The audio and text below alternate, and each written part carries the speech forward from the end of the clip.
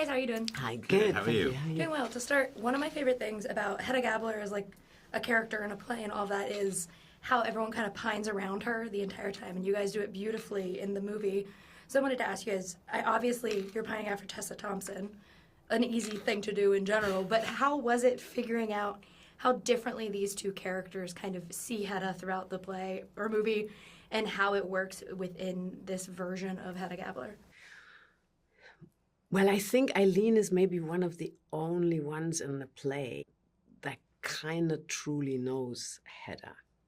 And that's why she's uncomfortable to be around with for Hedda. Mm-hmm. And that's the great sadness of Eileen, that she says, if only you would give in to who you are and follow that and at least give it a try, you might be a much more happy person. And I think throughout the evening, Eileen comes to see what she kind of suspected, that she thinks Hedda can never be happy because she won't allow herself to get to that spot because she's afraid of that.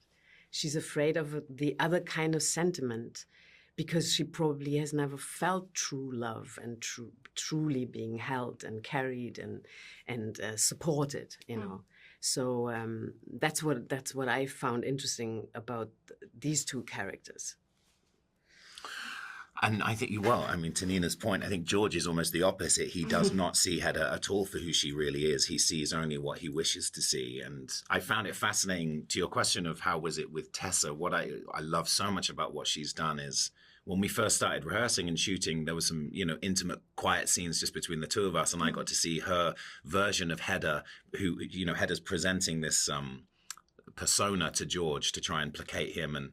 But then as the night goes on, I got to see how she interacted with Eileen and then Thea and then Judge Brack, and seeing these tiny little shifts that Tessa had as Hedda, it was fascinating because it was true to what George was feeling of, who is this woman that I'm married to? What was that look she just did? How did she, that smile, the way she sort of navigates these people? He constantly doesn't know who this woman is that he's apparently in love with.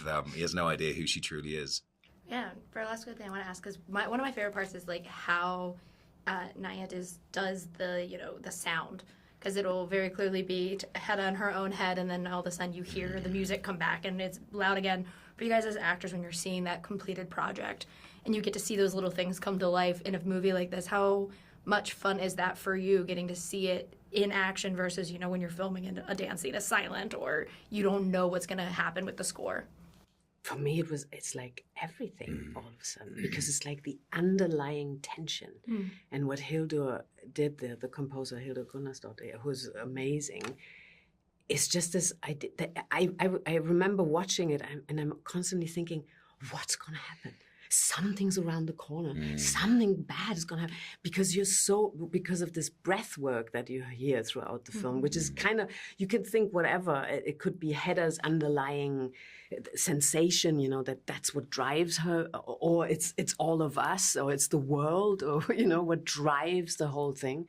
I just thought it gives it so much energy and the speed and this kind of, that we all are these reacting characters and something that just carries us away, Yeah, and as we were shooting it, obviously you're aware, it was such an ensemble feel. We were all in this house pretty much the whole time. In these party scenes, you'd have, Nina and Tessa might have a scene over in the corner when Nicholas and I are around the other side, and we're interacting with the camera maybe over there, but we're still here.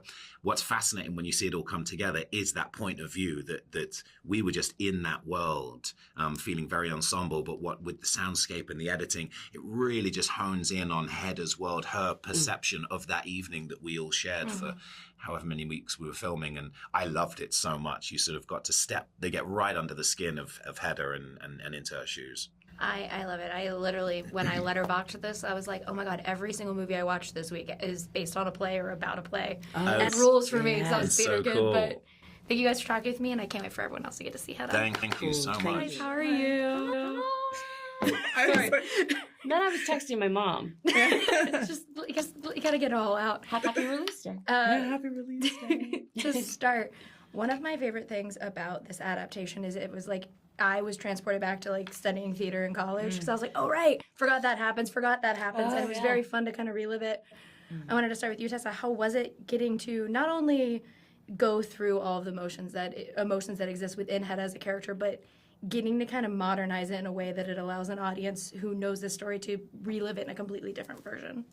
It was such a gift and an honor. I never even imagined that I would have the opportunity to play Hedda Gabler, and if I did even imagine it, it would be on stage, not on screen. I never thought that in engaging with this work, and it was also a gift to go back and see past adaptations and read lots of translations, and then to eventually sort of realize really and truly we were making something that was its own animal, that Nia had taken it apart and put it back together in ways that were so daring and exciting, and I think in that way, with great reverence for Ibsen and what he did, we got to really make something entirely new as well, that is an amalgamation of so many things, that questions we ask ourselves and things that we have felt about our own experience. And I think it's so cool that you studied Ibsen, but so many folks haven't. And so realizing too that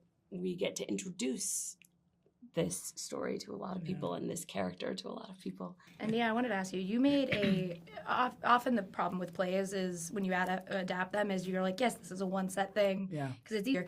I never felt that while watching this. I was like, yes, this house is a living set piece. Everything is so beautiful about it. And then I was like, oh, right, because the play is just set in a house.